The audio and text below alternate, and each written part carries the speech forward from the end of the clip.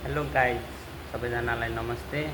सबैजना सन्चै हुनुहुन्छ भन्ने एकदम आशा राख्दछु। अनि म चाहिँ 15-16 दिनको लागि यतै काम गरेछु।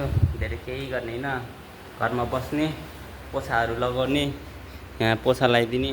यो होटल चाहिँ बन्द भएको छ होइन, खै किन त्यो थाहा भएन।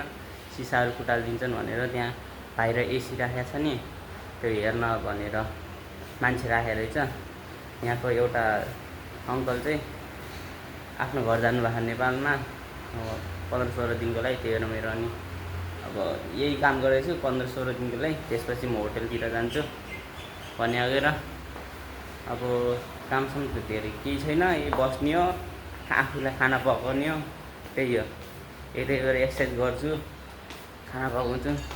तरकारी पकाइरहेको छु कि मैले चाहिँ अहिले भात तरकारी पकाइरहेको छु। यहाँ चाहिँ किचन, अनि तरकारी पनि के हेर्नु न, लाइट यस्तो छ तरकारी चाहिँ त्यही हो है। यो आलु र सोयाबिन पकाएको छु, दाल पनि पकाएको छु।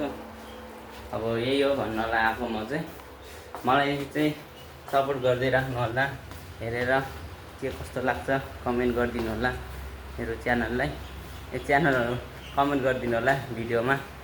अनि यहाँ म चाहिँ एक्सर्साइज गरेको भिडियोहरू हालिराख्छु छु।